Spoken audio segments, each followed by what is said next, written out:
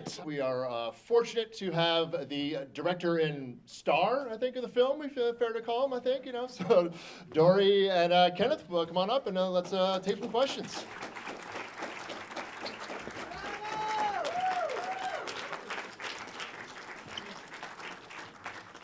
There you are. Thank you. All right.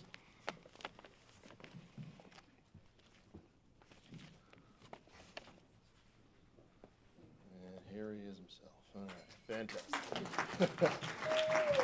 How you feeling, Kenneth? I'm numb. You're numb, okay. I feel like I should start with a pun, but when the king's on stage, it would definitely not live up to your standards, so I will spare us that. Thank you. But Dori, I do want to start, quick question. How many ads did you and your whole production crew go through this whole process? Give me a ballpark of how many campaigns did you look at, do you think? Every single one. We just couldn't get our hands. The volume is just, There's so much. Yeah. There's so much. Decades Yeah. of just, and how do you choose which one? And there's so much I'm sure you had. That was the hardest part. Right, I would imagine. So hard. All those conversations, so, Yeah. They will want to take questions from everybody, so think up a couple of things, and we'll get to those in just a minute, but just love to make this an interactive Q&A for everybody. But I'll start here. Where did this start? Was this an easy yes? Did it start with you, Dori? Walk us through where this project originated from. Sure. Well, I was aware of Kenneth's global fashion brand, but even more than that, the advertising that Kenneth had done over the years that, to me, gave voice to the voiceless and had such a profound impact on me in terms of educating me about the world. And it was bold and audacious, and I cut them out and collected them. But it wasn't until 2018, when I had a show on Broadway called The Prom, that I had the opportunity to actually see firsthand the incredible authenticity and deep, deep passion and commitment to cause that was behind all of that. Kenneth was, and Kenneth Cole Productions, they were our social impact partners, and we worked together. And it was at that time that I learned that Kenneth was interested in applying the blueprint from all of his work on mental health, all of his work on AIDS, to mental health. And it was like, this is so important for our planet, and really a really important and inspiring story to tell. That asking to do a documentary was the next step. All right, so easy yes. Was this, did you have you're front and center here, so was that something you had reservations about, or give us the other side? I always have reservations. So this was, I hate reflecting back on where we've been, as I said at one point, and to go down this journey is very much about looking in the mirror. But I trusted Dori, and I felt, what she's done. It was a 40th anniversary, and it was a great story that we wanted to tell. I think what our formula isn't very complicated. I believe that philanthropy is an important part of, in the fashion business, it's about relating to the customer in a meaningful way. In as meaningful way as you know how. Heel lengths and heel heights and hem lengths are not easy, and they change every 15 minutes. But if I can speak to them in a more meaningful, comprehensive way about what's on their, not just what's on their body, but what's on their mind, not just what they stand in, but what they stand for, then I can build something that's so much more meaningful and sustainable. So that is something that I've done. And the business model was, so take something you care about, something that's relevant, something that has a reason to exist. In that case, it was HIV, because nobody wanted to talk about HIV. And make it, and commit to it as a business, okay, not as a marketing effort, not as a charitable part-time, and make it part of the business model. So incorporate and infuse charity, philanthropy into the business, and then infuse business into the philanthropy, and insist upon realistic, quantifiable, transparent outcomes, and hold yourself accountable. And so that is a formula that we've done, and it works, okay? But it's not without a shared commitment, and I have a lot of associates that have we've all held hands along the way. And at one point, I remember very early on in the business, I had some associates said to me, Ken, we love what you do, but we don't love that you don't make it available to us. That's when I was doing a lot of the AIDS work early on. And I said, well, I don't really think I have the right to impose it upon you. And this is something that I do, and it's very personal to me, and I'm not sure that this is something that I should insist that anybody else be a part of it. And they said, well, why don't you just make it available and let us decide? So we set up a department, we set up an initiative within the business, community outreach, and we had a certain woman, Charlene, actually Tom was running it, and we invited everybody to be part of it. And I made it very clear, I'm not coming to any of those meetings. You're gonna do it because you want to do it. You're not getting credit, you're not getting points for it. Right. And it grew, and people, and I do feel that it made people feel better about what they do, and made us collectively feel better about who we are and what we do. So, I don't know what your question was. There's a lot going in there. Well, so this is, you are a man with a vision. I'm sure you went into this with a vision in your head of what this would be. You've just seen the world premiere here. Where's your head at right now? Was this different? What surprised you? I had a hard time absorbing. There was so much here, and I kept saying, why are they still doing this? I felt like this should have been shut down, probably. There's just so much, and it was hard for me to absorb this. I can't imagine how you guys all could. But you gotta, I guess it's 40 years, and every season in fashion business, you want to reinvent yourself. So, and you want to retell your story, and it's not, you don't just, and again, it's not just what you're wearing, but what's on your mind. And a lot of this stuff is the context to the fashion. And we'd sit down and we'd reflect on where are we, individually, collectively, what's on our minds. The 9/11 story was a real one, and it was, the world went dark, for 3 months. There was, the networks shut down, and there was no access to television news or anything.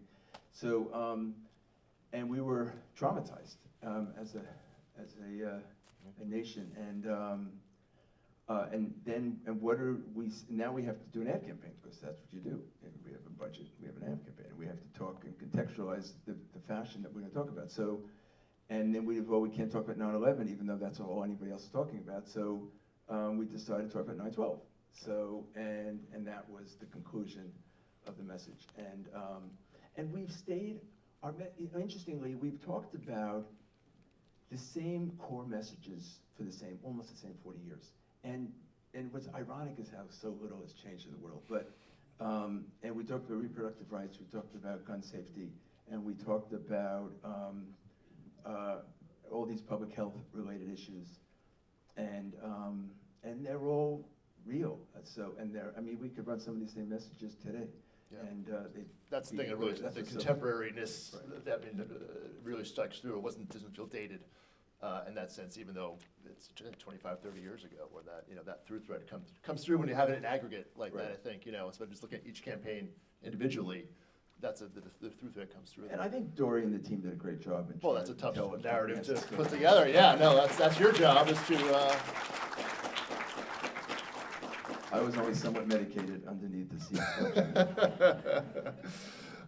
One final thing before I open it up here, but Kenneth, I want to look back now, and looking back to the 80s, and just, it was pretty bleak. I mean, people forget now, and all the therapies that have come forward for HIV and AIDS, and but if you live through that time, there was a long period of not much happening in terms of advancements. Do you remember a moment back then where you finally saw the efforts of what you and the team were doing, where you're like, all right, we're making a real difference here. We're making some progress versus just trying to contain, this unfortunate, epidemic that was going on. Was there something, that kind of encouraged you to keep going, or you know what I mean, like that kind of? Is there a turning point, or not turning, but a memorable point in that? There were, and I think Dori captured it here. We all just lived through COVID, and we know how terrible that was and how traumatizing it was for all of us. But AIDS, the AIDS crisis, arguably in many ways was much worse. It was so much more lethal, not as contagious, but so much more lethal. 40,000 people died. And 40 million mysterious people died for of years. AIDS. Like no one even, this wasn't a 6-month thing where we didn't know what was going on. This was, we don't think, what they're caught in the movement, what they're dying of, but we don't know why, and that was a long period of time there. So yeah, you're exactly right. So, so we did a campaign, as you saw, with Annie. I had no expectation she was going to take my call and do this, but she did, which was great. It was something she wanted to do, and it was important to her. And it was because of her credentials that we were able to get everybody else to want to do it, and they trusted that she'd do it respectfully and appropriately. And then we did an ad internally about condoms because it was illegal to advertise condoms, and I joined the board of AMFAR just about that time, and it was illegal to promote needle exchange. And we incorporated an initiative, a needle exchange initiative in AMFAR, the first in the country. Wow. And and that was basically that's the key fronts where AIDS was being transmitted. Yeah. And I did feel we were making an impact. Yeah. And in a little way, but maybe not so little, and but certainly bigger than we were. And then as I felt it was a privilege to be able to play the role I was playing at AMFAR, and then I agreed to take on the role as chairman, and then that role got even bigger. Yep. And as did the impact. All right, so let's open some questions. Just raise a hand here. Everybody has a couple of questions here. Anyone? The floor is open. Open crowd. Anybody? All right, Kenna. All right, there we go. Bold soul. I love it. All right, come on. What do we get? Of all your ads, and there's so many great taglines, what's your favorite one that you got to work on and why? Maggie, by the way, was a big part of a lot of the work we did, so thank you, Maggie. So, what was the biggest message? I don't know. Favorite tagline. What do you got? What do you got? What stands out? It depends upon what we're talking about today. But, there's a whole thing about reproductive rights. We saw this great film this morning that you guys should see. And we're working on something also in the company that speaks to the horrificness of it. And the ad was women, and we did this in 1989, women should have the right to be pregnant. Barefoot's another story. And it was meant to be, it was meant to add kind of a little bit of lightness to something very serious, and to talk about it but not talk about it, because in those days, we were still on the fence, but then we were attacked. So I got a little bottle of a little animal fetus that was delivered to us, and we got all these crazy emails. And in those days, they could really tie you up because you had fax lines and you had phone lines. You didn't have social media, and so they would tie up your phone lines, and they were relentless in their expression of what you did and what you said. But it was, but that ad today still, I guess, we got off the fence a few years later. When I said I'm getting criticized anyway for what we're not saying, we might as well say it. So, and it was similar ad in those days was we neither condone the right to bear arms or bare feet. And it was the same thing. We weren't really talking about it, but yet we were presumed to be talking about it. We got a lot of tough mail, so we just decided to just put it out there. All right, anyone else? Question there? All right, there you go. You got it first up. I'm just curious, were you, as a child, were you a wordsmith also? Oh yeah, when did this start? By the way, Pamela's also a co-founder of the Mental Health Coalition. I feel like I've stacked this audience here. Where did the wordplay begin, It's a good question, though. I just, fashion is somewhat about taking what's there and just twisting it a little bit, making it your own. And I've just kind of done it with English language sometimes to a point where it's of annoyance for many people. And I've learned to swallow those words often. I've gotten much better, by the way, at swallowing them and not putting them all out there. So there is somewhat of a filter that did not exist when I was younger. But I guess I've always mutilated the language that we all cherish. Okay. Well, last question. Here we go. I liked at the beginning of the movie the story about sneaking into Madison Square Garden and with your business setting up the truck, and then the movie was a lot on the social issues, which was great. But is there another movie to tell as well about about just some of your business tactics and your instincts and how you do things as a business person? Are You there know, other stories? There's a lot of stories, but I mean, Dori tried to take a lot and put it into this, and so, you know, I don't know. I've always looked for kind of creative ways to get from here to there, and thinking that it's often, you know, it's often the most efficient and effective way if you can kind of reintroduce yourself. So, but you know, and I do think sometimes, you know, there's a nuance here when it's sometimes it's not what you say, but how you say it. You know, we called the mayor's office, as Mayor Koch at the time, asked him for permission to park a trailer. We didn't say, can we park a trailer? Because the answer would have been no. We said, how does one get permission to park a trailer? So the answer was in the question. Yeah. So, and then they told us what we had to be, and then we became it. And it was, if you were a production company, or if you were a utility company, we'd give you permission, but otherwise no. So we became what we needed to be in order to accomplish what we wanted to accomplish. So that was, I guess, kind of a business. The creativity of it, yeah, Right. yeah. We probably have one more, all right, well, one quick question, one last, we'll wrap it up.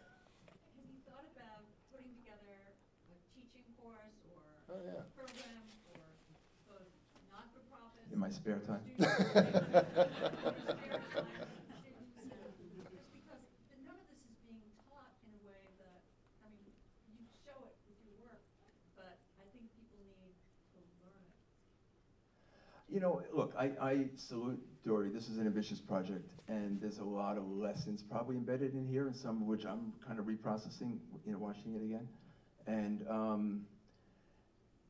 but, you know, I don't know how to go about that, but Yes, you do. Because the fact is that you could even take this apart in pieces and wrap a donut, you know, let it be a donut, if you know, two ends that you. New idea here. There you go.